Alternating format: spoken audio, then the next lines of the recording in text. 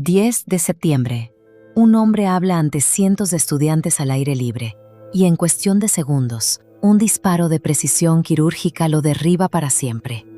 Horas después, la mujer que se convertirá en la voz de la podcast más escuchada del planeta no apunta el dedo hacia un conspirador difuso, ni hacia una sombra sin nombre. Apunta directamente a la viuda del muerto, su propia amiga. Y aquí viene lo que de verdad eriza la piel. 7 años antes de aquel disparo, ese mismo hombre ya le había escrito a su colaboradora más cercana una frase que hoy suena a sentencia: mañana me matan. ¿Fue el capricho sangriento de un tirador solitario con rabia personal? ¿O hubo detrás algo bastante más grande, mejor orquestado y mucho más oscuro? Y sobre todo, queridos míos, ¿por qué la esposa del fallecido se niega en redondo a responder ni una sola de las preguntas incómodas que hoy la rodean? Hablo de Charlie Kirk, el joven al que muchos ya imaginaban camino a la Casa Blanca, y de su muerte el 10 de septiembre de 2025, durante un acto público al aire libre. La versión oficial es sencilla: un tirador solitario al que no le gustaban las ideas políticas de Kirk, pero detrás de esa explicación tan pulcra arrastra una cola interminable de silencios, coincidencias raras y acusaciones cruzadas que voy a desmenuzar con ustedes sin caer en el escándalo fácil, pero sin cerrar los ojos ante lo que, sinceramente, huele mal. Para entender cómo se llega hasta ahí, hay que retroceder hasta la primavera de 2018, porque según quienes conocían bien a Charlie, fue entonces cuando el engranaje empezó a moverse. En esa época, Kirk trabaja codo con Candace Owens. Forman un dúo imparable que recorre campus universitarios organizando debates abiertos con estudiantes y defendiendo ideas conservadoras, sobre todo entre los más jóvenes. Su objetivo declarado era simple: que la juventud aprendiera a pensar por sí misma, en lugar de tragarse sin masticar lo que les sirven los medios. Los dos se volcaron en aquello sin reservas. Candace recordaría después que ya entonces tenía la sensación de estar al borde de algo enorme. Hay un detalle de esos meses que, visto con perspectiva, no fue tan casual como parecía. Tanto Charlie como Candace estaban literalmente enganchados a la música de Kanye West. La escuchaban a diario. Y Candace, para entonces, ya criticaba con dureza la cultura del hip hop afroamericano, convencida de que hacía más daño a la juventud de los barrios pobres del que se solía admitir. Comparaba a viejas referencias como Diana Ross, que cantaban sobre el amor y los buenos sentimientos, con artistas actuales como Cardi B, cuyas letras, en su opinión, transmitían a las chicas la idea de que el éxito consiste en desnudarse frente a una cámara. Por decir esas cosas, en 2018, la despedazaron públicamente. La acusaron de traicionar a su propia comunidad. Y en ese ambiente ya de por sí incendiado, el 21 de abril de 2018, ocurre algo que lo cambia todo.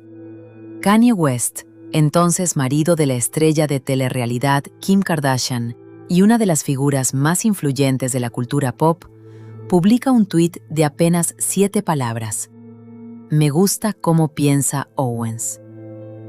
Parecía una nimiedad. El efecto, sin embargo, fue descomunal. Millones de personas a las que hasta entonces le traían sin cuidado las ideas de Candace, descubrieron de golpe su existencia. El escritor y experto en psicología de masas, Scott Adams, llegó a describir aquel tuit como un auténtico fallo en la matriz.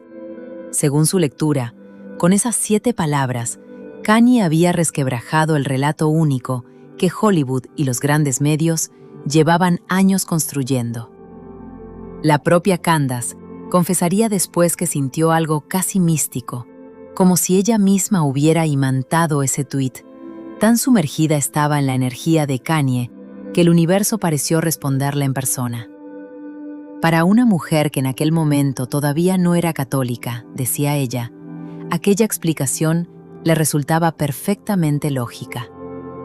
Conviene guardar también un dato bastante más terrenal. Por esos días, Kanye se acerca mucho al rapero 30 Tentación, que atravesaba el último año de su vida y se hizo célebre precisamente por cuestionarlo absolutamente todo. El propio Kanye reconocería más tarde que aquel artista le abrió la mente. y que esa misma disposición a poner en duda cualquier autoridad establecida fue justo lo que reconoció después en Candace. Mira el mundo con la curiosidad de una niña, siempre preguntando por qué esto y no lo otro, diría de ella tiempo después. Muy pronto Kanye se aproxima también al dúo formado por Charlie y Candace, y los tres juntos alcanzan un nivel de notoriedad completamente distinto. Pero es justo en ese instante, en pleno ascenso, cuando en Charlie empieza a instalarse un presentimiento extraño e insistente. Le cuenta a Candace que por las noches sueña cosas pesadas, inquietantes, como si fuera a morir antes de tiempo. En sus mensajes le confiesa que siente que están al borde de una auténtica revolución, pero que él, sospecha, no llegará a ver el final. Cuando Candace intenta quitarle hierro al asunto, atribuirlo al cansancio, Charlie insiste. Está absolutamente convencido de que es verdad. Aquella profecía en la que creía con todo su ser sonaba triste, y él mismo esperaba equivocarse. Pero si no se equivocaba, le decía, ella sería su David, esa imagen bíblica del hombre pequeño que se atreve a desafiar al gigante, al sistema, a los dogmas asentados, para sacar la verdad a la luz. Se veía muerto de antemano.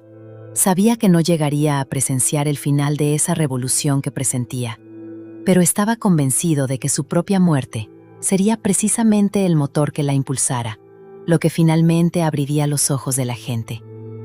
Y fíjense en la fecha. Todo esto lo decía Charlie ya en 2018.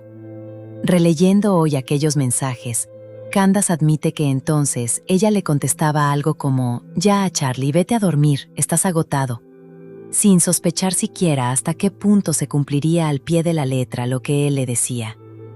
Leer esas conversaciones en retrospectiva, hay que reconocerlo, pone los pelos de punta. Ya no hablamos de un simple mal presentimiento, sino de algo que se parece demasiado a una premonición real, una intuición que escapa a cualquier lógica ordinaria. Y adelanto, no será el único episodio en la vida de Charlie Kirk difícil de explicar con la razón.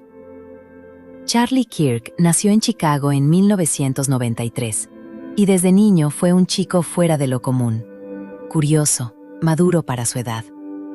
Mientras sus compañeros de escuela se entretenían con la televisión y los videojuegos, él se sumergía de lleno en la política y la economía. Ya en sexto curso, recibió un premio como el alumno del que, según sus maestros, saldría un futuro presidente.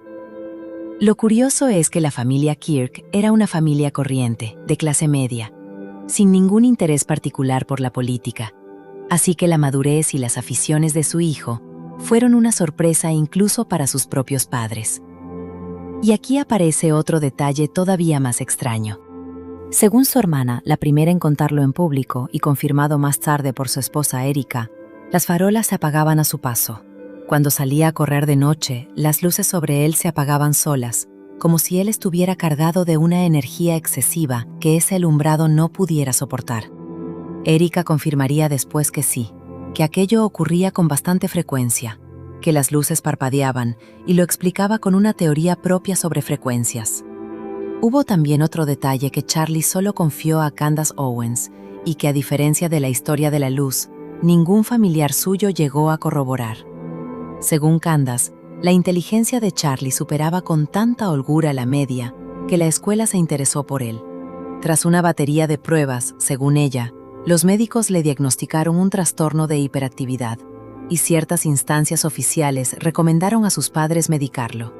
Su madre se negó en redondo. Para ella su hijo no estaba enfermo, simplemente era distinto, dotado. Al final llegaron a un acuerdo intermedio: trasladar a Charlie a un colegio especializado para niños superdotados, al que él mismo bromeaba llamando el Colegio de los Mutantes, tomando prestada la referencia de esos superhéroes con capacidades extraordinarias.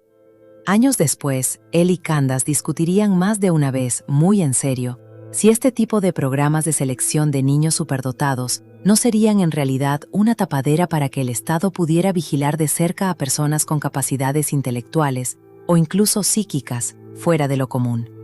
Aclaro de entrada que no existe ninguna fuente que respalde esta teoría, es pura especulación, pero por lo visto, la discutían con verdadero entusiasmo. Sea como fuere, en la secundaria, Charlie se vuelve cada vez más activo. Organiza un boicot a las galletas del comedor escolar en protesta por la subida de precios. Y a los 17 años, escribe una columna criticando el sesgo liberal de los libros de texto de economía, lo que le abre las puertas de la televisión, concretamente de Fox News. Apenas unos meses después de entrar en la universidad, Charlie la abandona. No quería esperar más, ansiaba levantar su propio movimiento político. La universidad, pensaba, avanzaba ciegamente por un camino que no llevaba a ninguna parte, y él quería cambiar normas, cambiar mentalidades, influir directamente en la política. Sus padres, preocupados, le dieron 90 días para demostrar que su idea tenía piernas.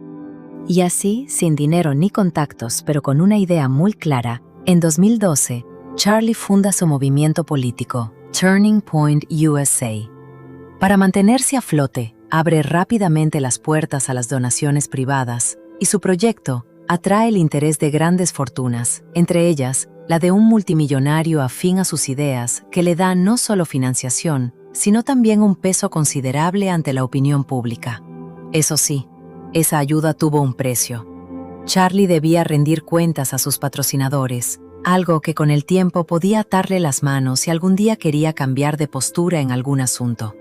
Fuera como fuese, gracias a esos contratos firmados en 2012, el estudiante recién desertor se convirtió en director de una organización con un presupuesto millonario. El formato que más lo hizo reconocible fueron los debates en plena universidad, sobre los temas que elegían los propios estudiantes. Cualquiera podía acercarse al micrófono. La influencia de Charlie fue creciendo poco a poco, hasta convertirlo en una de las voces más visibles del sector conservador, en símbolo de un movimiento estudiantil concreto.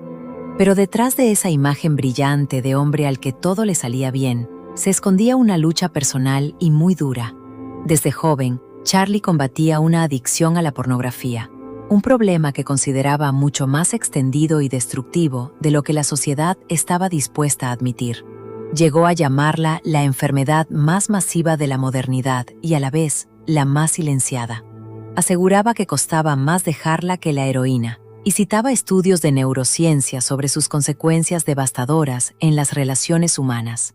Y aquí, Charlie toma una decisión que muchos habrían considerado un suicidio político: hablar abiertamente, en público, de su lucha contra esa adicción, compartir su experiencia, dirigiéndose especialmente a los jóvenes. Cabría esperar que semejante sinceridad hundiera su reputación como político.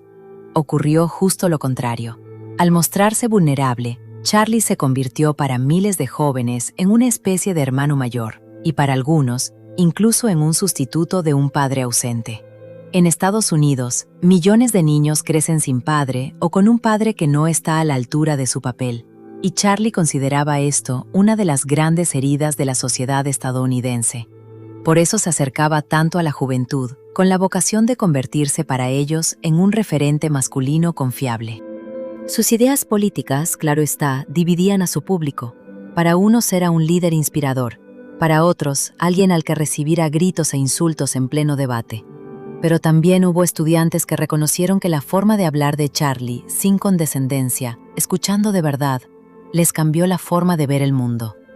En 2017, durante una conferencia, Charlie conoce a Candace Owens, que por entonces empezaba a despuntar en YouTube gracias a varios videos virales. Prácticamente al instante, sin que ella siquiera hubiera pedido trabajo, Charlie decide que tiene que ficharla como sea.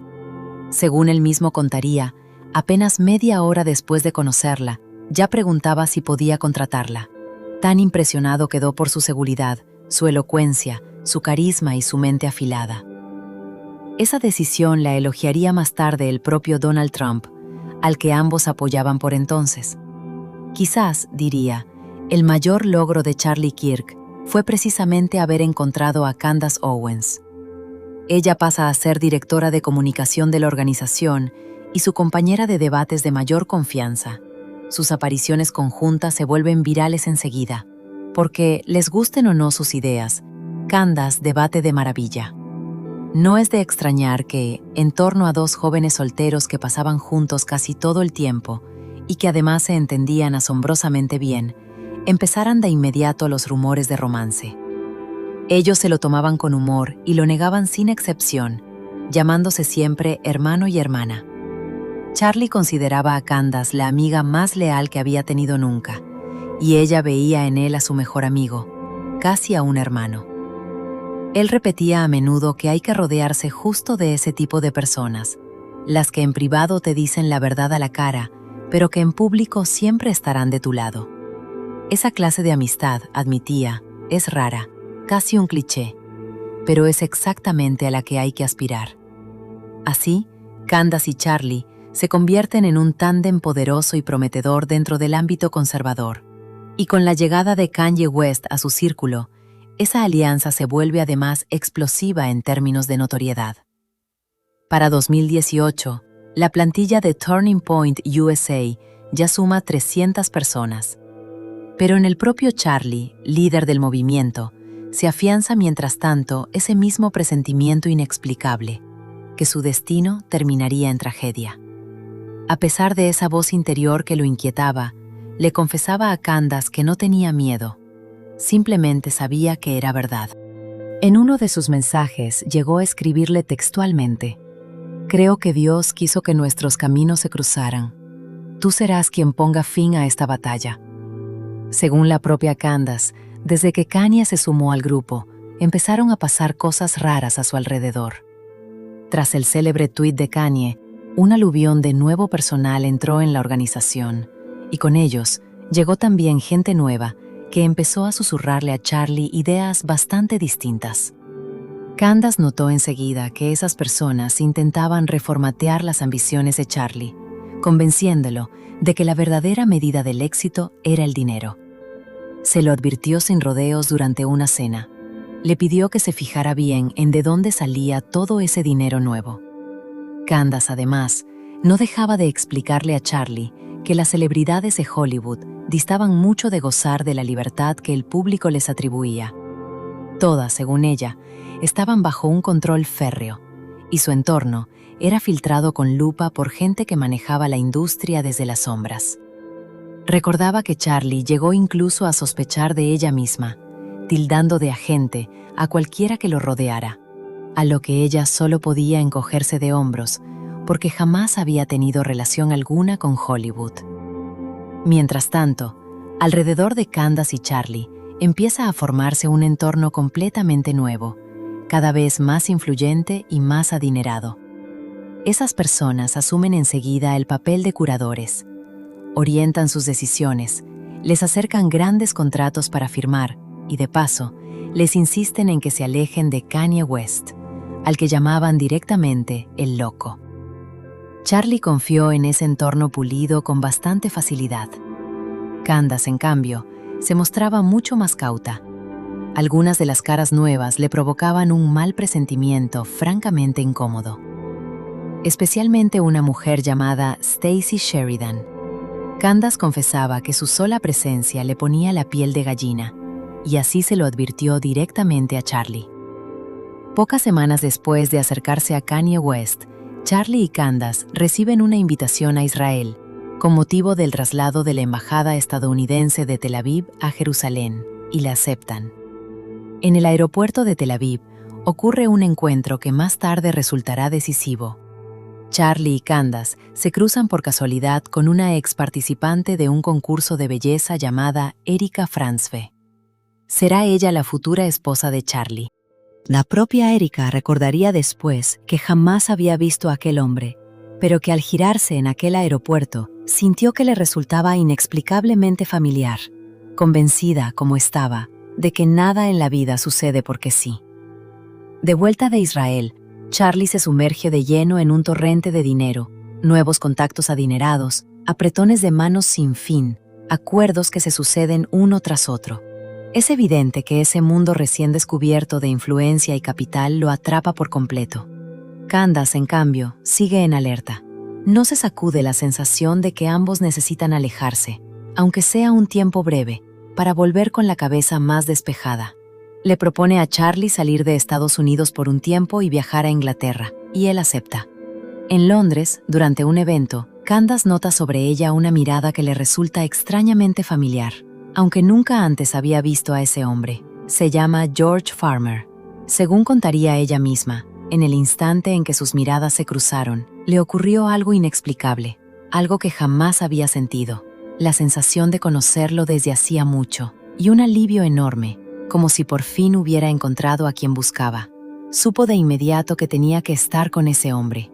George resultó ser hijo de un multimillonario que había hecho fortuna con el comercio de metales, y apenas 17 días después de conocerse, le pide matrimonio a Candace.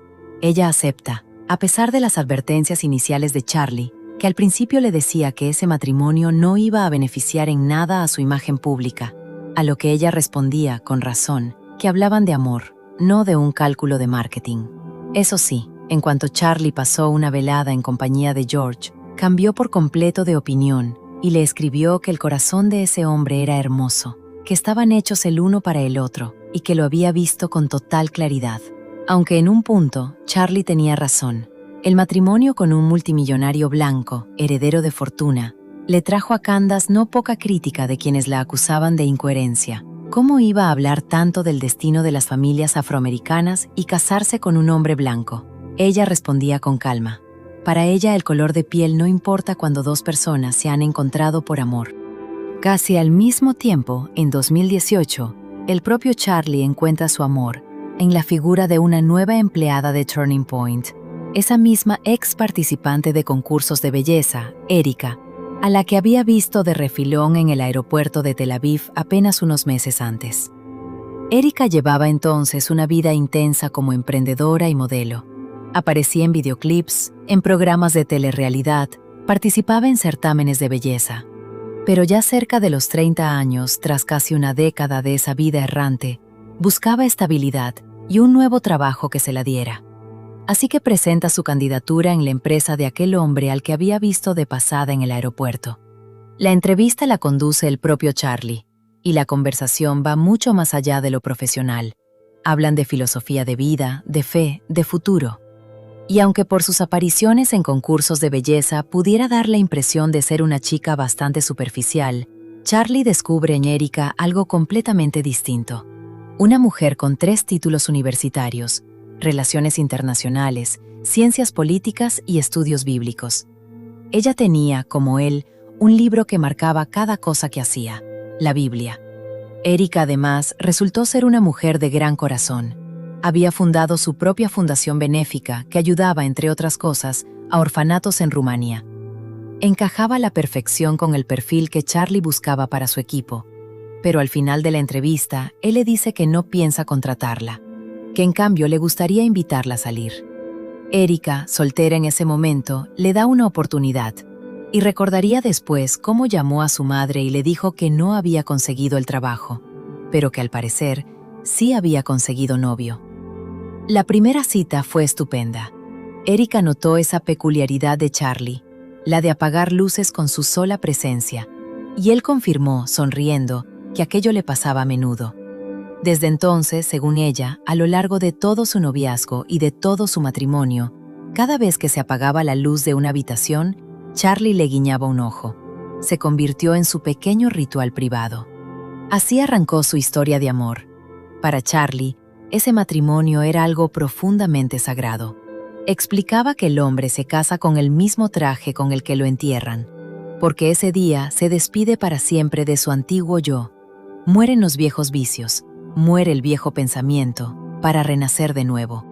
Fiel a sus estrictos principios cristianos, guardó la virginidad hasta el matrimonio y confesaba que nunca había sido tan feliz como desde que Erika entró en su vida. Ella sentía lo mismo. Profundamente creyente, Erika veía en Charlie un verdadero regalo de Dios. Un hombre que jamás jugaría con sus sentimientos, fiel, temeroso de Dios, sin vicios. Estaba convencida de que cada etapa de su vida había sido solo una preparación para conocerlo a él. Poco después nacieron los 2 hijos del matrimonio Kirk. Las 2 parejas, Erika y Charlie, Candace y George, se veían con regularidad. Pero Candace confesaba que junto a Erika siempre sentía una incomodidad ligera e inexplicable, para la que ella misma no encontraba explicación. Nunca llegaron a ser amigas íntimas. A Charlie, en cambio, lo apoyaba con toda el alma, empujándolo siempre a dar pasos decisivos, sobre todo porque sabía lo roto que había tenido el corazón poco antes de conocer a Erika.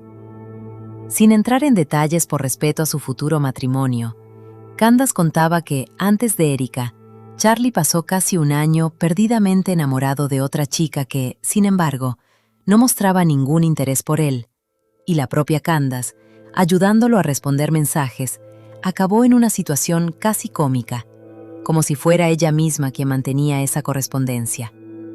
Así que cuando en la vida de Charlie apareció Erika, de verdad interesada en él, Candace sintió un auténtico alivio. Eso sí, en la primera cita con Erika, Charlie, según reconoció Candace, todavía intentaba dar celos a aquella chica anterior, pero eso duró poco. Muy pronto le dijo a su amiga que Erika era la elegida, la que le tenía destinada el plan de Dios. Candace nunca le contó a nadie aquella incomodidad inexplicable que sentía junto a Erika. Ella y Charlie siguieron muy unidos, no solo en lo personal, sino en lo profesional. Siguió al frente de comunicación en Turning Point hasta 2020, cuando Ben Shapiro, cabeza del medio conservador, le hace una propuesta que no pudo rechazar: convertirse en periodista de su publicación, The Daily Wire. Era exactamente la profesión con la que siempre había soñado. Periodismo fue lo que estudió en la universidad, aunque no pudo terminar la carrera por una deuda estudiantil imposible de asumir. Candace sale del equipo de Charlie en los mejores términos, sigue volviendo de vez en cuando a los debates conjuntos, pero su trabajo principal pasa a ser el comentario político y cultural, mordaz y conservador en su nuevo medio. Candace, además, conserva un vínculo privilegiado con el mundo de la cultura pop gracias a su amistad, cada vez más sólida, con Kanye West. Fue precisamente ella quien lo presentó a su marido, George Farmer, con el que Kanye terminaría emprendiendo negocios juntos. El 17 de octubre de 2022, Kanye West prácticamente le declara la guerra a las élites de Hollywood, asegurando que quieren hacer con él lo mismo que hicieron en su día con Michael Jackson, y añade que si algún día desaparece, todos sabrán por qué. Pide que sea Candace quien lo entreviste, pero en el último momento, Ben Shapiro, al frente del medio, encarga la entrevista a otro periodista. Kanye se niega en redondo, y una Candace furiosa decide entrevistarlo ella misma, en su casi olvidado canal de YouTube. La conversación causa un revuelo enorme y termina censurada. Es significativo que, justo después de esa entrevista, Kanye West desaparece del ojo público durante 2 meses y reaparece ya casado con Bianca Censori, una figura de pasado de lo más sospechoso. Es entonces cuando Kanye se aleja definitivamente de Candace y de Charlie, oficialmente por su intenso romance con su nueva esposa y por haber perdido interés en la política, aunque también se ve envuelto en una disputa legal con el equipo de Ben Shapiro, que le reclama sumas enormes por supuesto incumplimiento de contrato y de cláusulas de no competencia, mientras el propio Kanye los acusa de intentar recortar su independencia. Candace, mientras tanto, sigue su propio camino en YouTube, y es en medio del recrudecimiento del conflicto en Oriente Próximo cuando surge, por primera vez, un desacuerdo serio entre ella y Charlie. El tema es Israel. Candace habla cada vez más abiertamente de las imágenes que ve en las noticias: niños palestinos muertos, gritos de madres que pierden a sus bebés bajo bombardeos nocturnos, testimonios de médicos militares que ya no hablan de guerra, sino de aniquilación total, y le indigna abiertamente el silencio de la élite de Hollywood, demasiado temerosa de tocar el tema para no arriesgar su propia carrera. Llega a decir que vive rodeada de cobardes e hipócritas. Charlie y su futura esposa Erika, en cambio, pertenecen a la corriente del sionismo cristiano evangélico, un movimiento muy extendido en Estados Unidos que entiende el Israel moderno como el cumplimiento de una profecía bíblica. A esa misma corriente pertenece, dicho sea de paso, el propio Donald Trump. Esa misma convicción La compartía al principio la propia Candace, hasta que se convirtió al catolicismo, en buena parte por influencia de su marido, George Farmer, y empezó a estudiar por su cuenta el conflicto en Oriente Próximo. Su postura cambió de manera radical. Comienza a calificar toda la historia de fundación de ese estado como profundamente inmoral, y la idea misma de que la muerte de niños pueda formar parte de un designio divino le parece directamente un absurdo. Por decir eso, en los círculos conservadores la descalifican de inmediato. Le retiran toda credibilidad. Ella misma lo compara con una verdadera excomunión, como si hubiera abandonado una secta y ahora quisieran convencerla de que es ella la que ha perdido la cabeza por decir algo tan evidente como que no se debe matar a niños. Pero Charlie, pese al desacuerdo, jamás le dio la espalda. A quienes le preguntaban si no era hora de dejar de lado a su antigua compañera, respondía siempre igual de tajante. Por supuesto que no. Candace es la mejor, siempre estará en su equipo, porque él defiende ante todo la libertad de expresión. Subrayaba que llevaban 7 años de amistad, que ella decía a menudo cosas con las que él no estaba de acuerdo, pero que precisamente eso era lo que hacía interesante su amistad, y que no permitiría que nadie le dictara con quién debía ser amigo por culpa de una discrepancia. Candace, mientras tanto, encara investigaciones cada vez más atrevidas y provocadoras. Entrevista a un antiguo agente de la CIA que hace declaraciones inquietantes. Según él, el 80% de los empleados de la agencia son patriotas normales que hacen su trabajo con honestidad. Pero el 20% restante, la cúpula, está formado por personas que no creen en absoluto en la democracia, que desprecian abiertamente la Constitución y que violan de manera sistemática las leyes federales. Y es precisamente esa cúpula, según él, la implicada en operaciones parecidas al tristemente célebre Proyecto MKUltra. Conocer la verdad sobre la CIA, aseguraba, cambia por completo la percepción de lo que es real y lo que no. Sostiene también que el Mossad y la CIA son prácticamente inseparables, que trabajan codo con fines de inteligencia. Candace entrevista también a figuras de la industria musical que le hablan de la naturaleza espiritual, casi ocultista, de la creación musical, de que sin la debida conciencia, a través de los artistas pueden canalizarse ciertas entidades cuya función sería intensificar las adicciones y el malestar interior de quienes escuchan. Sus investigaciones la llevan una y otra vez y de forma bastante previsible hasta Israel y sus servicios de inteligencia. Eso sí, siempre subraya que no todos los judíos apoyan lo que allí ocurre y que recibe con regularidad mensajes de apoyo de judíos estadounidenses, incluidos rabinos, que le agradecen que ponga voz a lo que ellos mismos sienten. En concreto, Candace acusa a representantes de ese país de estar implicados en la industria pornográfica, citando a un tal Al Goldstein, que según ella, presumía abiertamente de haber creado pornografía como forma de odio al cristianismo, citando sus propias palabras sobre el odio a Cristo. Insiste en que no es una teoría, sino un hecho documentado. Un tema, por supuesto, especialmente doloroso para Charlie, que había luchado él mismo contra la adicción a la pornografía. Candace va todavía más lejos y acusa a ese mismo país de estar implicado en la muerte del rey del pop, Michael Jackson. En esta investigación encuentra una aliada inesperada y de mucho peso, la hija de Michael, Paris Jackson, quien, como toda la familia, está convencida de que a su padre lo eliminaron dentro de una conspiración de gran alcance, que estorbaba a ciertos intereses precisamente por su bondad excesiva y su influencia. Paris es, además, extremadamente selectiva y cautelosa. Reacciona con dureza ante cualquier distorsión de la imagen de su padre, e incluso boicoteó una película biográfica sobre él, por considerar que embellecía la realidad. Tras la investigación de Candace sobre la muerte de Michael Jackson, Paris hace un gesto simbólico, la sigue en redes sociales. Teniendo en cuenta que la propia Paris había hablado antes de su deseo de hacer jaque mate, como en una partida de ajedrez, a quienes ella cree responsables de la muerte de su padre, ese gesto se lee fácilmente como una muestra silenciosa de apoyo a la versión que defiende Candace. En esa misma investigación sobre Michael Jackson, Candace señala directamente al rabino Shmuley Boteach, quien se presentó públicamente durante 2 años como mentor espiritual del rey del pop, pero que, según Candace, prefiere callar que él mismo figuraba en una lista personal de enemigos que, al parecer, Michael Jackson había elaborado poco antes de morir. Entre Candace y el rabino Boteach estalla un enfrentamiento público de lo más tenso. Él la llama a una tragedia, una mujer con un don enorme para la oratoria que, según él, utiliza para difundir odio, y la acusa de manipular los hechos sobre Israel y sobre pederastia.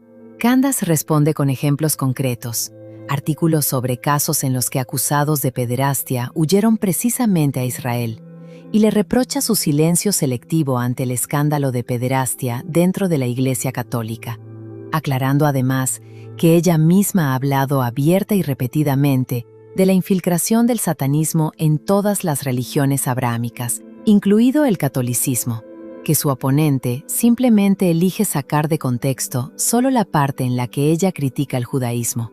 La discusión deriva en un debate casi teológico sobre quién de los dos es el cristiano más auténtico, y Candace lo cierra con una réplica cortante. Dice que tiene derecho a criticar cualquier país del mundo, menos uno, que al parecer ha tomado el control de su propio país, y que si no es así, entonces viven en un estado ocupado. Afirma sin rodeos que está dispuesta a sacrificarlo todo con tal de decir la verdad en voz alta, y que si alguna vez le llega a pasar algo, los culpables serán los sionistas, palabras que ella misma califica de testamento. Charlie, durante todo ese tiempo, sigue apoyando sin fisuras a Israel y procura no comentar públicamente las investigaciones de Candace, pero el tema lo alcanza directamente en los debates universitarios, donde estudiantes lo acusan de defender a un país que encubre crímenes de guerra y que está financiado, según ellos, por familias de élite como los Rockefeller y los Rothschild.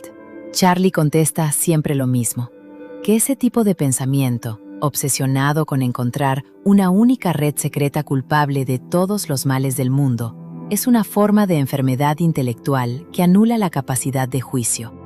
En septiembre de 2025, Charlie da una entrevista a Ben Shapiro y suelta algo nuevo en él. Dice que si estamos dispuestos a cuestionarlo todo sobre lo que los medios cuentan del COVID, de los confinamientos, de Ucrania, de las fronteras, tal vez habría que aplicar esa misma mirada crítica a lo que se cuenta sobre Israel. Insiste en que es solo una pregunta, que no hay que creerse todo a pies juntillas y que hay quien acusa a Israel de limpieza étnica. Charlie participa también en un programa junto a Megyn Kelly, una de las figuras más reconocibles de la televisión estadounidense, ambos pro-israelíes, pero Megyn está visiblemente indignada porque, en cuanto pronunció una sola palabra crítica hacia ese país, empezó a recibir amenazas privadas y presiones. Asegura que la han intentado intimidar los mejores en ese oficio y que no ha funcionado ni va a funcionar. Cuanto más intentan convencerla de que no se puede criticar a Israel, con más terquedad va a seguir haciéndolo. Añade que le parece razonable pensar que Jeffrey Epstein tuviera algún tipo de conexión con el Mossad y que esa hipótesis merece ser investigada.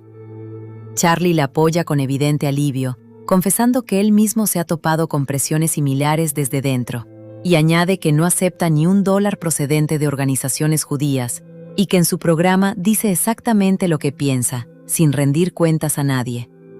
Pero Charlie, a diferencia de Megyn, no gozaba de esa misma libertad económica.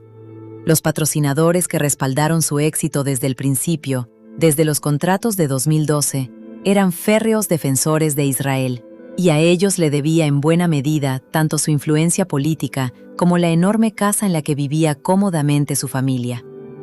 La correspondencia que más tarde haría pública Candace Owens muestra que Charlie estaba, en efecto, bajo una presión considerable por parte de sus patrocinadores. Tenía 2 caminos: ceder a esa presión y mantener la postura que le imponían, o desafiar la voluntad de quienes lo financiaban y arriesgarse a un desplome económico, enfrentándose a las consecuencias de sus obligaciones contractuales. Durante la semana que arranca el 8 de septiembre de 2025, Charlie muestra signos evidentes de una fuerte tensión. En un chat grupal, escribe sin rodeos que se niega a seguir cediendo a la presión y que no le queda más opción que alejarse de su postura incondicionalmente pro-israelí. La autenticidad de esos mensajes está confirmada. Los hizo públicos Candace, que los recibió de fuentes internas de Turning Point, y la propia organización reconoció que eran auténticos, aunque matizó que Charlie los había escrito en un momento de fuerte carga emocional y que no debían interpretarse como una ruptura final y meditada con su posición pro-israelí. En esa misma correspondencia, Charlie se queja de que sus patrocinadores no le permiten invitar a un evento a una persona de su elección. Ese mismo día, Charlie toma una decisión extraña. No lleva a sus hijos al colegio, y el motivo sigue hoy sin conocerse. Al día siguiente, aunque él mismo no era católico, invita a un sacerdote católico a su casa para que rece por él y por su familia. No se sabe con certeza qué lo motivó. Algunos lo relacionan con un artículo satírico publicado un día antes en cierto medio, con un titular del estilo de «Pagamos a unas brujas para maldecir a Charlie Kirk». El tono del artículo era claramente irónico, pero no se descarta que Charlie se lo tomara en serio, como una especie de ataque espiritual. Aunque según su amiga Candace, el motivo real no fue ese artículo, sino los propios presentimientos de Charlie y la manera tan clara en que de pronto tomó conciencia de hasta dónde llegaban las manos de sus patrocinadores y con cuánta firmeza le negaban el derecho a tener una opinión propia. Ese mismo día, grabando en su estudio, Charlie pronuncia unas palabras que dejan claro que ya había tomado una decisión. No pensaba seguir sosteniendo lo que le exigían. Dice que Jeffrey Epstein no fue nunca un asesor financiero ni un gestor de fondos de inversión, que Epstein fue una pieza clave en una operación de chantaje que se prolongó años, dirigida contra las personas más poderosas del planeta, y que esa estrategia de chantaje se sigue aplicando de forma constante. Añade que, según los datos disponibles, Epstein bien pudo haber sido un proyecto del Mossad, o de la CIA, o de los servicios de inteligencia saudíes. En esa misma entrevista repite su nueva postura. En Gaza, dice, está ocurriendo algo parecido a una limpieza étnica, y no usa esa palabra a la ligera. Al día siguiente, Charlie participa, como de costumbre, en un debate universitario. Será su última aparición pública y el último día de su vida. Un disparo de una precisión asombrosa la corta en seco. La investigación oficial señala como autor a Tyler Robinson, nacido en 2003, un joven retraído e introvertido, fanático de videojuegos como Call of Duty y asiduo de foros de Internet cargados de humor negro y de referencias que solo entienden los iniciados. Tyler creció en una familia mormona estricta, pero tras el instituto cambió radicalmente. Inició una relación con una pareja transgénero y se convirtió en un firme defensor de ideas progresistas, rechazando los valores conservadores con los que había sido educado. Se cree que veía en el discurso de Charlie un paralelismo directo con su propia educación religiosa rígida, una amenaza para el futuro, y que decidió eliminar esa amenaza, trasladando la lógica de los videojuegos y de la cultura de Internet a la vida real. Esa es la conclusión oficial de la investigación, un motivo político claro, sumado a la inestabilidad psicológica, y las pruebas contra Tyler Robinson parecen contundentes. Un mensaje en el que supuestamente confiesa el crimen, asegurando que lo hizo para acabar con el odio. Su ADN en el arma hallada cerca del lugar de los hechos, grabaciones de cámaras de seguridad que lo sitúan cerca en actitud sospechosa, y una inscripción manuscrita en los casquillos con una broma macabra al estilo de esos mismos foros. Según esta versión, Charlie Kirk simplemente estuvo en el lugar equivocado, en el momento equivocado, frente a la persona equivocada. Es una versión atípica, pero perfectamente verosímil. Existen, por desgracia, personas con inestabilidad psicológica, y la circulación libre de armas en Estados Unidos produce con regularidad tragedias de este tipo. Por una ironía del destino, el propio Charlie, firme defensor del derecho a portar armas, había dicho alguna vez que era imposible evitar por completo las muertes por arma de fuego, y consideraba aceptable pagar un cierto precio anual en vidas humanas a cambio de preservar la Segunda Enmienda y los derechos fundamentales. Pero hay varios detalles inquietantes que hacen dudar de esta versión tan pulcra. Tyler practicaba tiro con carabina, pero acertar con tanta precisión a unos 150 metros con un rifle corriente es un nivel casi profesional, sobre todo teniendo en cuenta que la bala alcanzó a Charlie justo en la vena yugular, una zona minúscula del cuello cuya lesión provoca la muerte casi instantánea. Fue un disparo de una precisión excepcional. Se podría admitir, claro, que un Tyler desbordado de odio tuviera esa única vez una puntería extraordinaria, pero el detalle sigue resultando extraño. Hay otro dato relevante. La bala que mató a Charlie nunca fue relacionada oficialmente de forma concluyente con el arma de Tyler. Así lo confirmó el propio FBI, lo que, en teoría, no permite descartar la participación de un segundo tirador.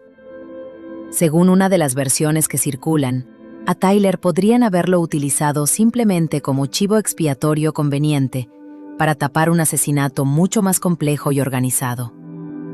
El primer ministro de Israel, Benjamín Netanyahu, se apresuró a declarar que su país no tenía nada que ver con el asesinato y expresó al mismo tiempo sus condolencias por la muerte de uno de sus más fieles defensores. Pero esa reacción tan rápida no convenció a todo el mundo, y desde luego no convenció a Candace Owens, que calificó el momento elegido para esa declaración de, como mínimo, extraño, sobre todo teniendo en cuenta que la postura de Charlie sobre Israel había cambiado de forma notable hacia el final de su vida, y que fingir que eso no había ocurrido era, en sus palabras, sencillamente deshonesto. Le echa más leña al fuego el hecho de que, apenas minutos después de la muerte de Charlie, Donald Trump publicara una imagen generada por inteligencia artificial de él mismo junto a Charlie, con la bandera israelí de fondo, un gesto que a muchos les pareció una acción propagandística cuidadosamente planeada. Con la investigación oficial cada vez más centrada en la figura de Tyler Robinson, Candace pone en marcha su propia pesquisa paralela. Explica su postura de forma sencilla. Cuando ves cómo matan a tiros a un amigo cercano, solo quedan dos caminos: apartar la mirada por miedo a correr su misma suerte, o pelear hasta el final para averiguar quién está realmente detrás. Ella elige el segundo camino, y así arranca una de las investigaciones más ruidosas y polémicas de toda su carrera, que reúne frente a las pantallas a decenas de millones de espectadores. Declara abiertamente que no piensa dejar que la convenzan, ni a ella ni al mundo entero, de que lo ocurrido es algo normal, y que le declara la guerra a cualquiera que intente detenerla. Mientras tanto, la propia viuda, Erika, se comporta en esos días de una manera que a muchos les cuesta entender. El 10 de septiembre, el día de la tragedia, no estaba junto a su marido como solía. Se encontraba en un hospital con su madre, en una cita importante, y ambas seguían por teléfono la retransmisión en directo del debate de Charlie, hasta que Erika apagó el móvil para poder hablar tranquila con su madre. 10 minutos después, la llama el jefe de seguridad de Turning Point para decirle que le han disparado a Charlie y que debe poner a los niños a salvo de inmediato. Erika sale corriendo y se derrumba, sin fuerzas, en el aparcamiento del hospital. El resto de ese día se convierte en una auténtica pesadilla. Pasa la noche en un hotel fuertemente vigilado junto a sus hijos, a los que cuesta calmar y dormir. Ella misma no logra conciliar el sueño, y la luz del baño de su habitación empieza a parpadear sin motivo aparente. Intenta apagarla, pero sigue encendida, parpadeando. Según sus propias palabras, una parte de ella no podía dormir porque su mundo entero acababa de derrumbarse, y otra parte, literalmente, no podía dormir por culpa de esa luz que parpadeaba. Teniendo en cuenta esa extraña relación de Charlie con la luz y la electricidad, Erika interpretó aquello como una señal, como si su marido la estuviera observando desde algún lugar invisible, como si le dijera: «Estoy aquí, sé lo que sientes». Y al día siguiente, Erika sale de compras y gasta $1,000 en ropa. Cada quien vive el duelo a su manera, por supuesto, y no conviene buscar un sentido oculto detrás de todo. Pero hay que decirlo, a muchos ese comportamiento les pareció más que extraño. Y adelanto que no será, ni mucho menos, su último gesto ambiguo.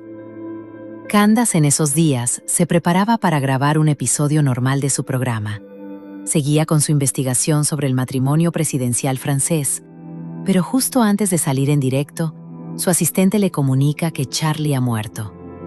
Cancela de inmediato el episodio y al día siguiente sale al aire con una emisión especial, sin publicidad, en memoria de su amigo, confesando que no le desearía algo así a nadie, y mucho menos a alguien con el corazón que tenía Charlie, que amaba a su familia, a su esposa, a su país.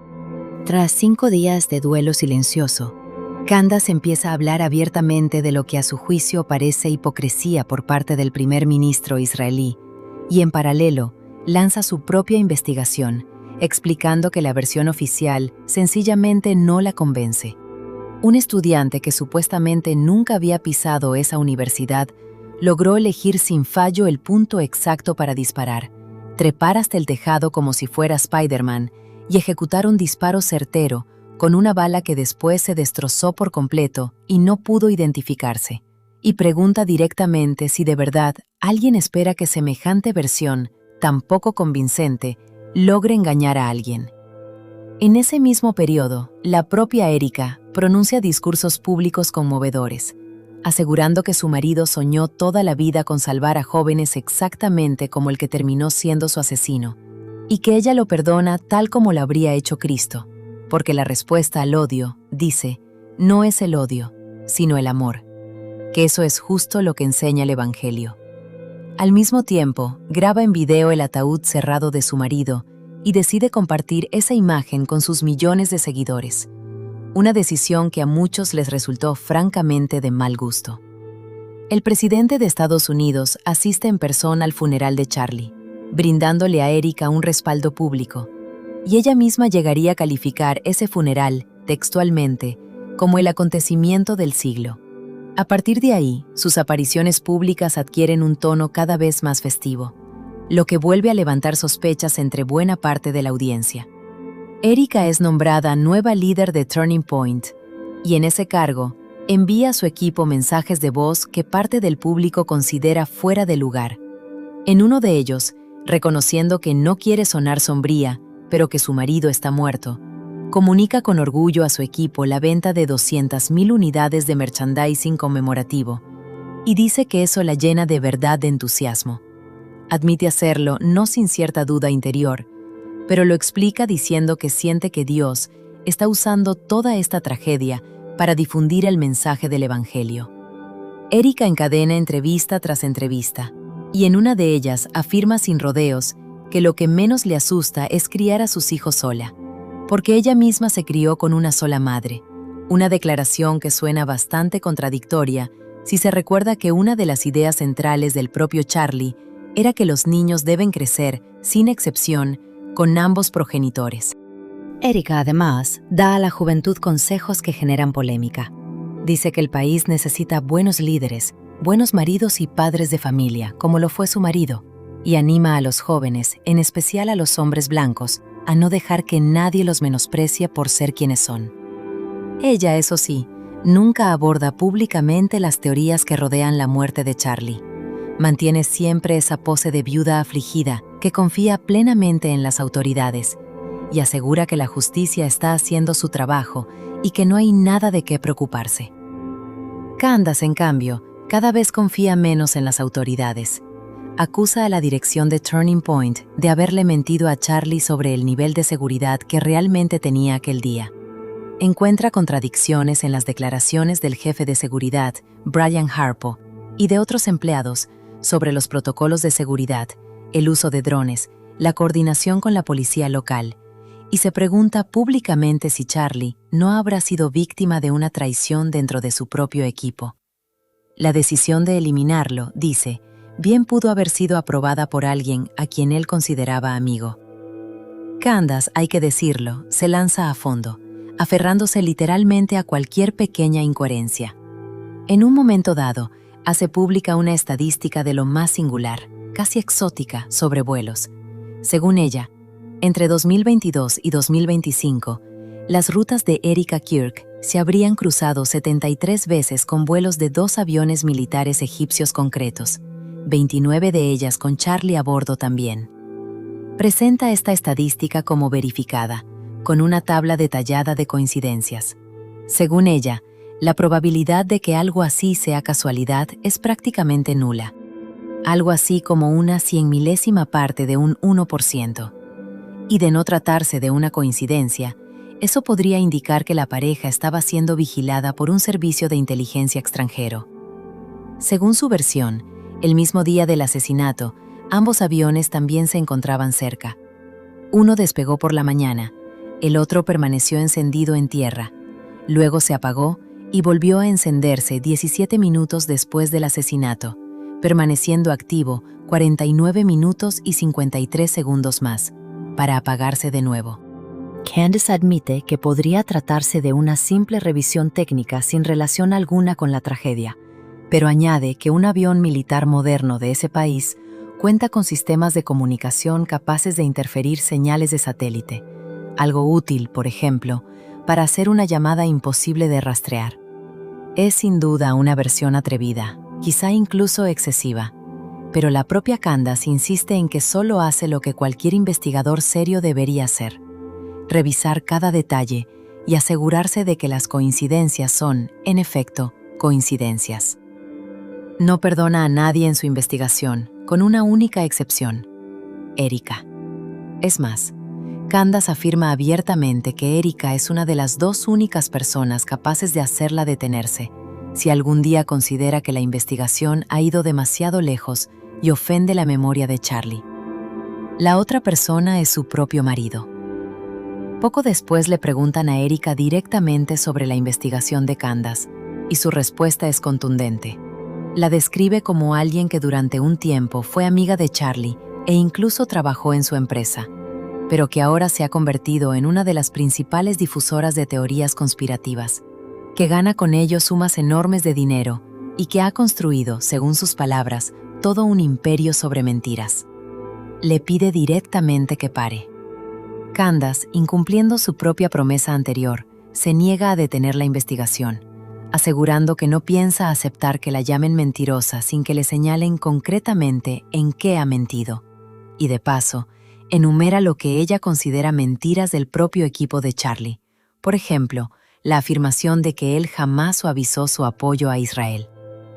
En esa misma entrevista, Erika se burla por completo de la historia de los aviones egipcios y reafirma que confía al 100% en la investigación oficial, añadiendo que ha visto los resultados de la autopsia y que, sí, cree de verdad que fue Tyler Robinson quien mató a su marido. Erika, además, está profundamente molesta por las filtraciones constantes desde dentro de su propia organización hacia Candace y despide a unos 30 empleados que sospecha que apoyan en secreto a la periodista. Parecía que la tensión entre Erika y Candace había llegado a un punto sin retorno, pero entonces interviene otra persona.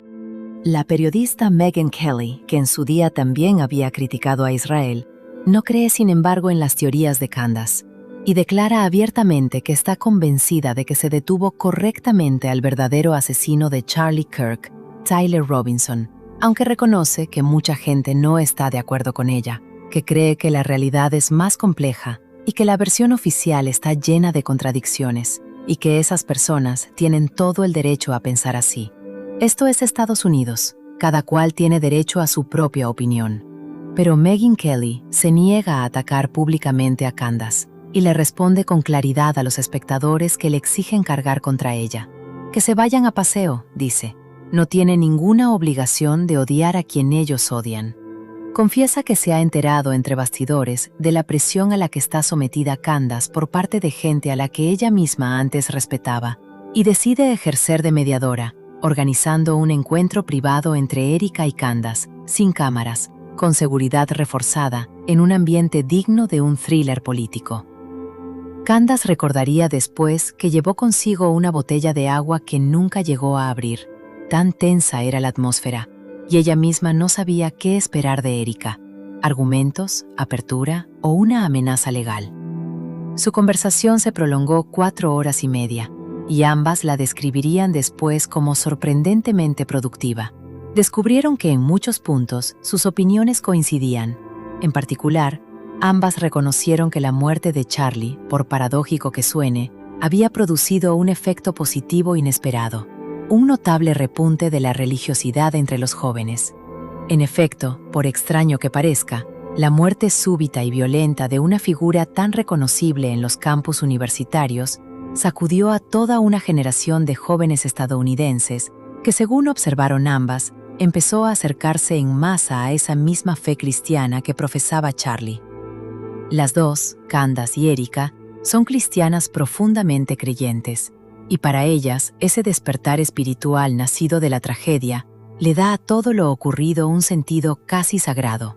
Aunque claro está, no en todos los puntos llegaron a una reconciliación total.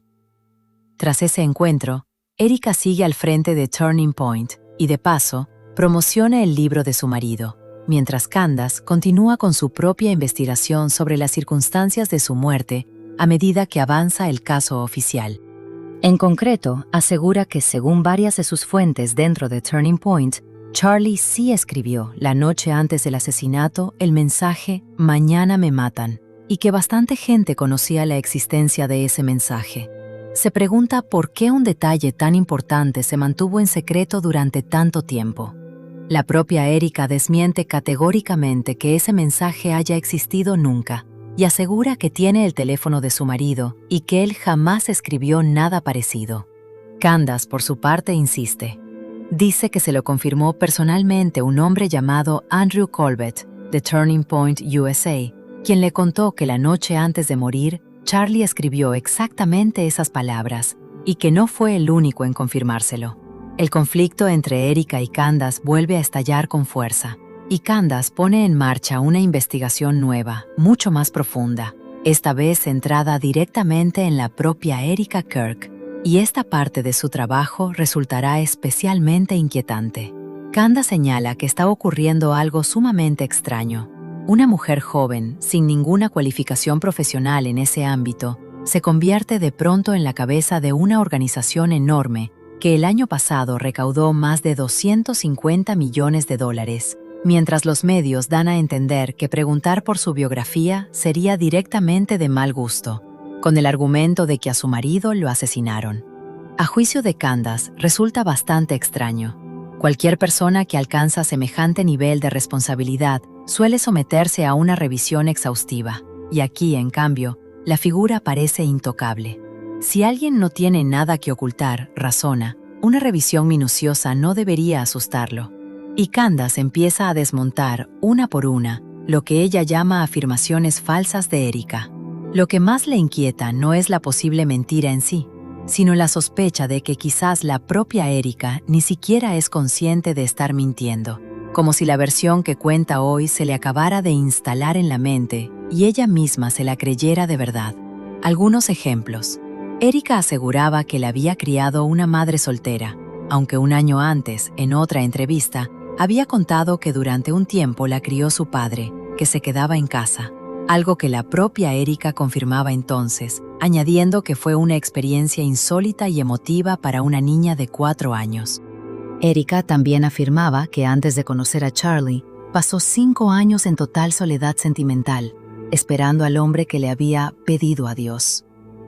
Candace lo desmiente con tweets, fotografías, nombres de exparejas y grabaciones de archivo de un casting en el que Erika, junto a un exnovio, intentaba entrar en un programa de telerrealidad mostrando un comportamiento bastante coqueto, algo que, según Candace, echa por tierra por completo la imagen de espera casta que Erika había construido de sí misma.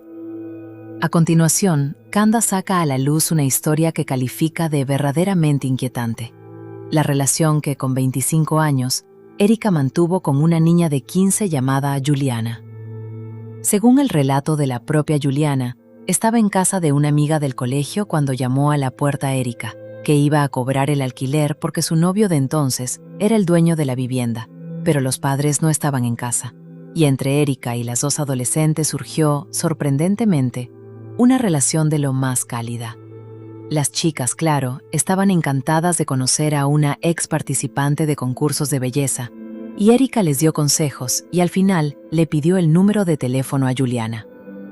Ya de por sí resulta extraño entrar en casa de dos adolescentes desconocidas de 15 años y acabar intercambiando números con una de ellas.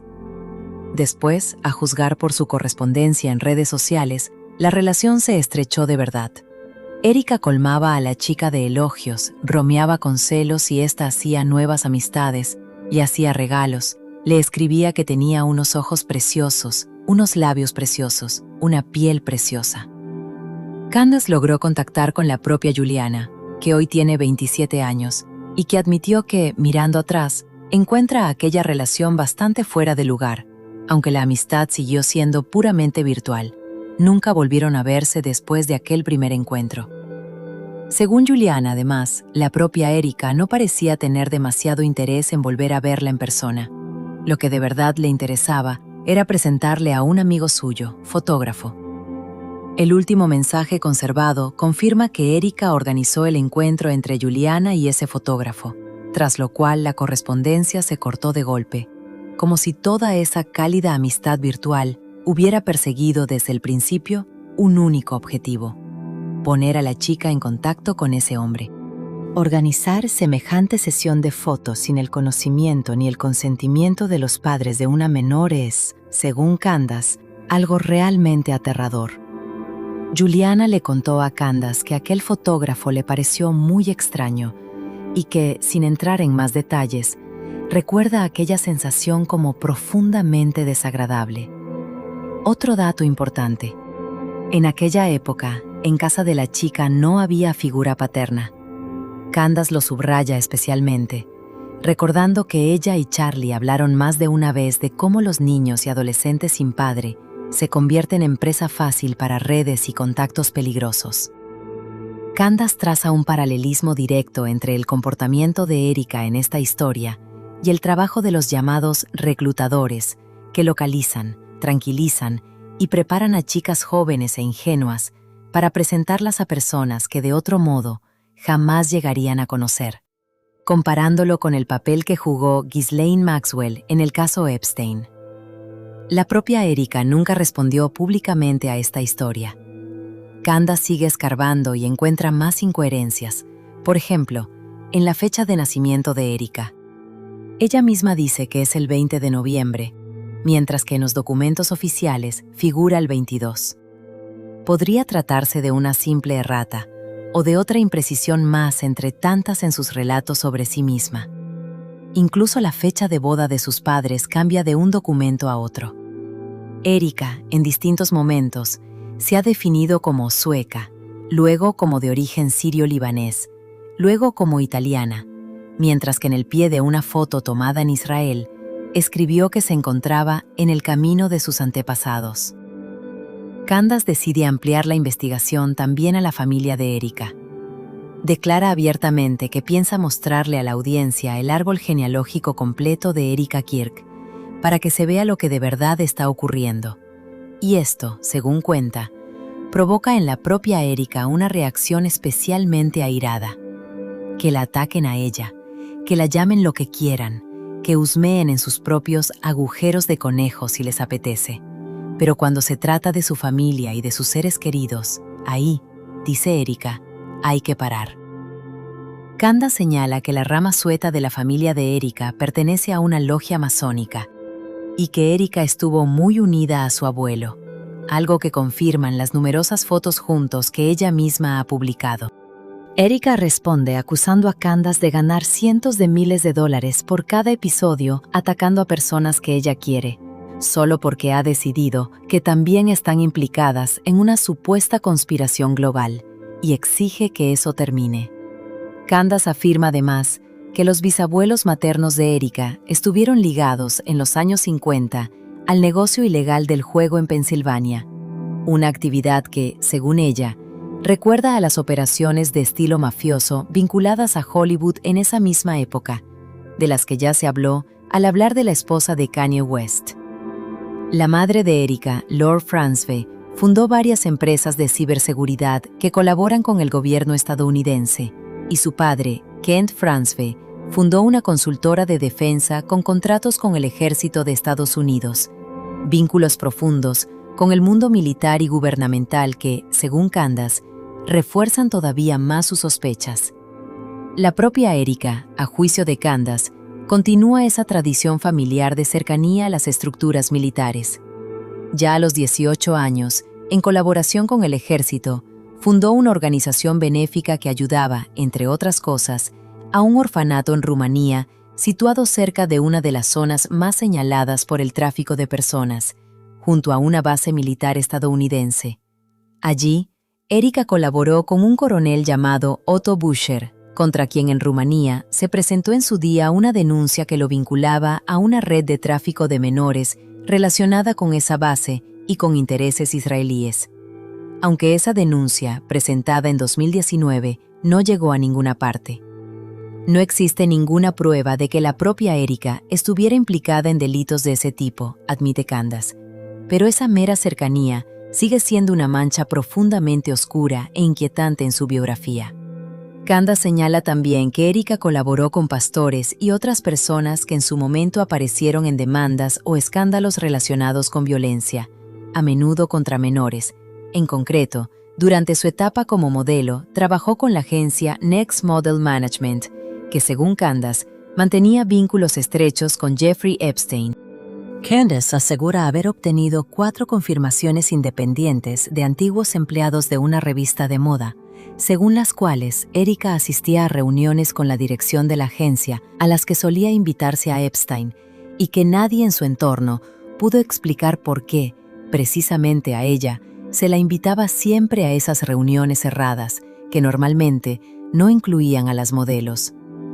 Candace afirma haber enviado a Erika y a su equipo legal preguntas concretas sobre estos hechos, sin recibir respuesta alguna, transcurridas 48 horas. En medio de todas estas conexiones, una espectadora le gritó una acusación directa a Erika durante una aparición pública. Lo que viene después ya es difícil de llamar simple crítica. Candace llega a insinuar que Erika está implicada en algo mucho más grave que encubrir a depredadores, declarando textualmente que, según parece, hoy es ella, Candace, quien mató a su propio marido. Comenta con amarga ironía esta epidemia creciente de deshumanización, ya normalizada en un país que ha hecho de sacar rédito a las tragedias una costumbre, y aclara: por supuesto, nadie afirma que Erika apretara el gatillo personalmente, pero ella, Candace, la ha pillado repetidas veces en mentiras evidentes, y esa falta de honestidad la considera probada. Lo que se esconde detrás de esa fatal de honestidad, añade, todavía está por descubrirse. Erika responde citando la Biblia, la carta a los romanos, aquello de no dejarse vencer por el mal, sino vencer el mal con el bien, diciendo que ese fue precisamente el versículo que guió la vida de su marido. Candace le contesta sin piedad: si la gente tiene motivos para sospechar de una posible implicación en tráfico de personas o en un asesinato, lo más sensato sería dar una respuesta clara y directa, y no escudarse en citas bíblicas, porque citar la Escritura no convierte automáticamente a nadie en alguien libre de pecado. No pocos criminales se saben versículos de memoria, o incluso se tatúan frases como «teme a Dios». Pone como ejemplo al rapero Diddy, que lleva tatuada en la espalda una imagen de la Virgen María, y pregunta con sarcasmo si eso lo convierte en un santo, si eso implica que no haya que hacer preguntas sobre sus fiestas y las acusaciones de violencia en su contra, sobre todo teniendo en cuenta que la madre de sus hijos, Kim Porter, murió en circunstancias trágicas, y que, según rumores que circulan en torno a ese caso, el propio Diddy podría estar implicado en su muerte. Conviene entender algo importante. Candace no acusa directamente a Erika de haber matado a Charlie. Insinúa de forma más sutil que ella creció dentro de esos mismos círculos de élite que, según su teoría, estarían detrás de su muerte. Y su investigación apunta a que Erika pudo haber sido introducida deliberadamente en la vida de Charlie con el único fin de vigilarlo. Según esta versión, Erika habría sido desde el principio lo que se conoce como una cuidadora o manejadora, una especie de agente encubierto cuya función es controlar y dirigir de manera discreta la trayectoria vital del objetivo. La propia Candace Admite que se inclina a pensar que tanto ella como Charlie tuvieron en su momento a sus propios manejadores. Un término, dice, que el propio Kanye West usaba a menudo, asegurando que había estado siempre rodeado de figuras así. Antes, confiesa Candace, pensaba que este tipo de historias con curadores se limitaban a Hollywood, pero hoy está convencida de que ese sistema se extiende mucho más allá y de que tanto ella como Charlie estuvieron de verdad bajo esa vigilancia. Y en esta versión hay una lógica interna. Charlie era, sin duda, una figura excepcionalmente influyente, con posibilidades reales de acabar algún día en la presidencia. Pero a diferencia de tantos otros políticos, llevaba una vida de una disciplina extrema. No bebía ni una gota de alcohol, mucho menos tocaba sustancias prohibidas. Así que el esquema clásico de chantaje comprometedor, el mismo que se usó, por ejemplo, en el caso Epstein contra tantas personas poderosas durante años, sencillamente no habría funcionado con él. Así que para seguir manteniendo el control sobre sus decisiones, sobre su trayectoria política y por extensión, sobre el futuro del país, la solución ideal, según esta teoría, fue su propia esposa, alguien a quien presuntamente se le habría encomendado moldear toda su cosmovisión, vigilar a través de la intimidad más profunda que él siguiera defendiendo determinados intereses y determinadas posiciones geopolíticas. Al fin y al cabo, Erika fue su primera relación verdaderamente seria con una mujer, y según Candace, es difícil exagerar lo que eso significó para Charlie. Deseaba de verdad hacer feliz a su esposa, también por convicciones bíblicas, convencido de que se había casado con una mujer profundamente cercana a Dios, y le confió, prácticamente sin reservas, la corresponsabilidad de sus propias decisiones sin la más mínima sospecha. A Candace le han preguntado directamente más de una vez si no será ella misma una agente encubierta del Mossad, enviada para vigilar a Charlie, su propia manejadora. Ella responde con una sonrisa irónica, que precisamente por eso nacen tantas teorías conspirativas alrededor de este caso, porque la verdad es demasiado simple, y el mejor agente encubierto es el que ni siquiera sabe que lo es. Y ahí, dice, está toda la sutileza del asunto. Puede que la propia Erika también esté rodeada de sus propios curadores, por ejemplo su madre, con conexiones extraordinariamente influyentes, que la acompaña a todas partes, y que, según la propia Erika, fue quien primero la animó a acercarse a Charlie precisamente en aquel aeropuerto. Según Candace, le han asegurado en varias ocasiones que es la madre quien constantemente le susurra cosas a Erika al oído y dirige de forma discreta sus decisiones, incluso, quizás, indicándole en quién debía fijarse. Candace menciona también a otras personas del entorno de Turning Point, en particular a esa misma Stacy Sheridan, que hoy sigue siendo uno de los principales apoyos de Erika, una mujer cuya sola presencia, confiesa, le sigue poniendo la piel de gallina, y a la que sospecha implicada en algo todavía más oscuro. Según la teoría de Candace, todo un sistema oculto habría rodeado a Erika prácticamente desde la infancia, preparándola para este mismo papel, y la propia Erika llegó a pronunciar en público, en su día, una frase que hoy suena especialmente ambigua, que cada etapa de su vida, según sentía ella misma, había sido una preparación precisamente para su relación con Charlie. Candace señala además un contraste llamativo en sus respectivos pasados escolares. Mientras el potencial de Charlie, alumno de un colegio público corriente, llamó la atención de ciertas estructuras de alto nivel, Erika, por esas mismas fechas, estudiaba en un colegio privado financiado por las familias Bush y Walton, familias, dice, estrechamente ligadas al caso Epstein. Ese colegio, añade Candace, ocupaba las instalaciones de un centro educativo judío de carácter experimental llamado School of the Looking Glass, cuyo nombre, según varios denunciantes, coincide con el de un proyecto presuntamente vinculado a la CIA, orientado a influir en futuras líneas temporales mediante tecnología avanzada y clasificada. En los archivos de ese colegio, hoy, según Candace, borrados, ella dice haber encontrado varios nombres inquietantes, en particular, personas relacionadas con el control mental mediante ciertas sustancias. Candace traza un paralelismo con otro proyecto de la CIA, el tristemente célebre programa de manipulación de la mente humana, y lo enlaza también con una película en la que Erika Kirk debía participar allá por 2012, con el título provisional de November Renaissance, que iba a rodarse con participación del ejército y que trataría de espionaje industrial, asesinatos y neurotecnología al servicio del Estado y de instituciones financieras empeñadas en conservar el poder. Según Candace, no se trata de ninguna broma. La película exploraría, supuestamente, hasta qué punto la realidad de una persona corriente puede quedar totalmente controlada y manipulada por fuerzas especializadas en la programación de la mente.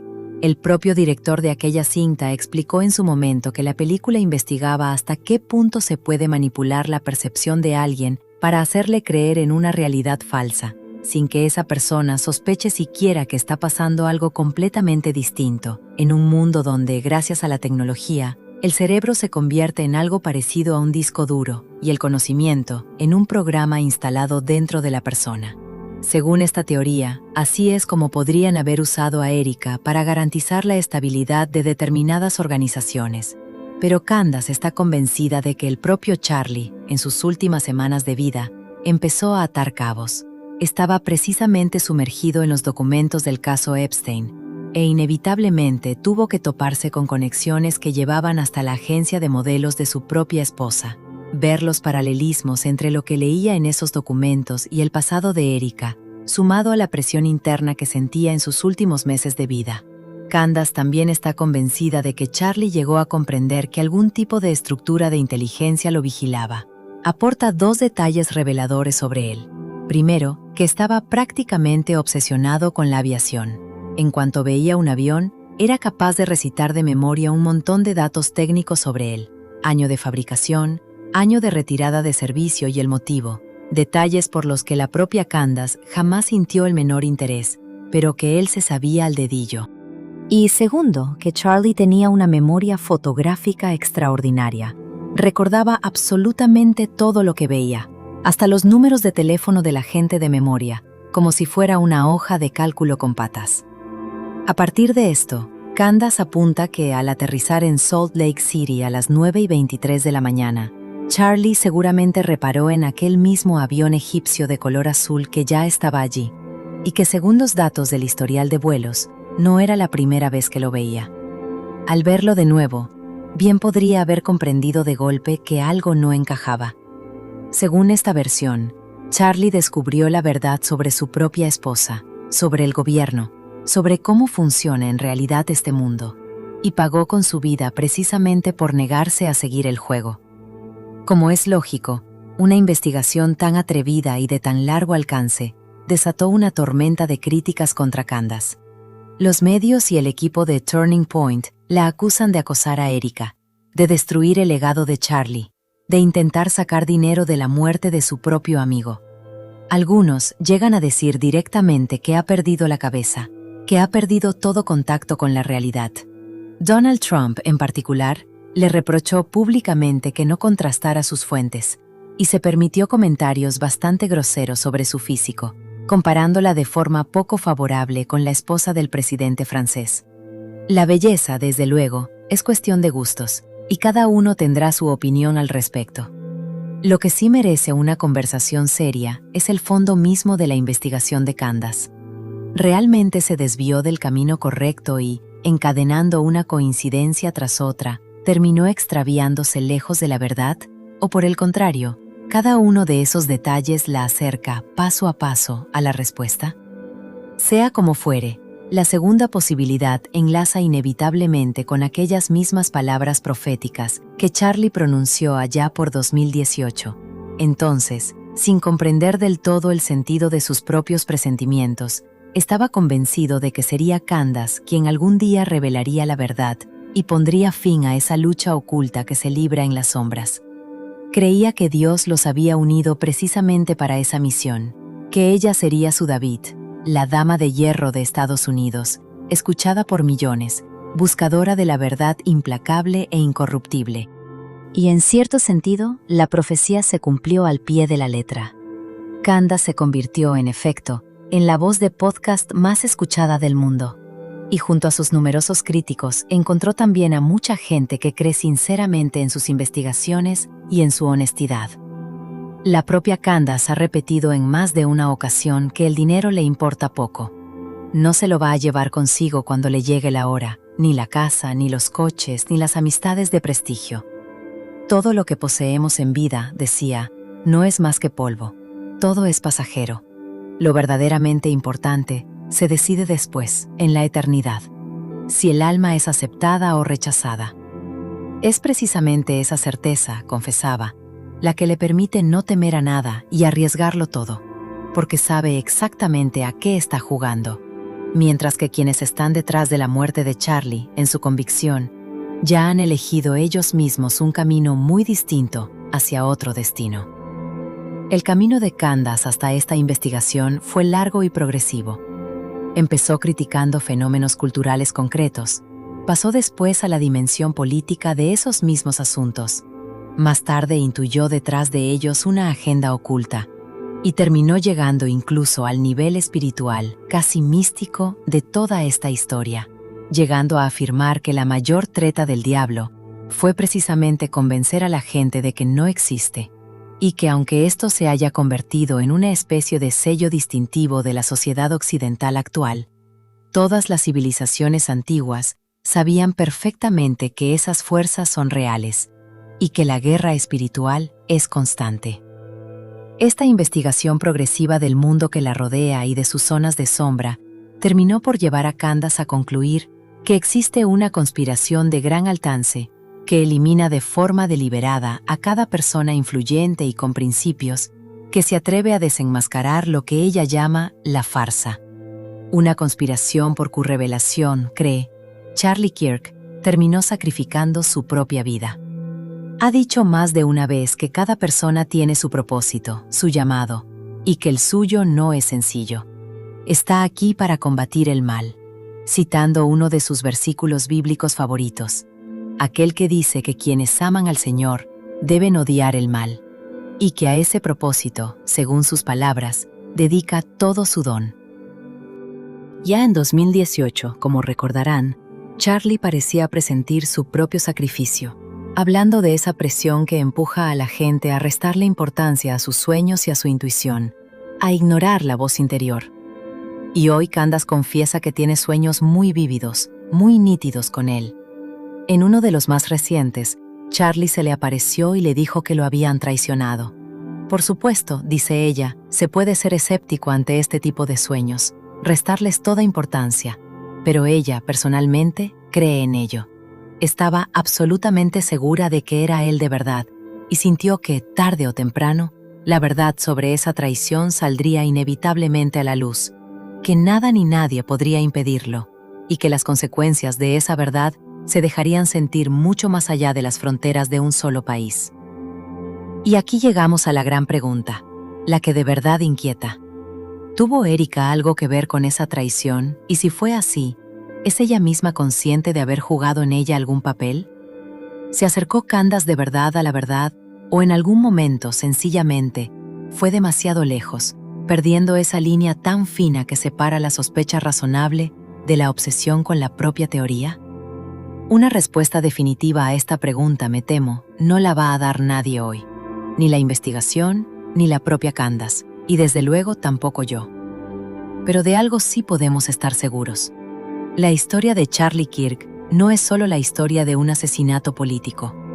Es la historia de lo frágil que resulta en realidad la confianza entre las personas más cercanas, de lo fácil que la verdad se ahoga en un torrente de versiones, rumores y acusaciones cruzadas, y de cómo, a veces, lo único que les queda a quienes buscan respuestas es seguir hasta el final, por aterrador que ese camino pueda parecer.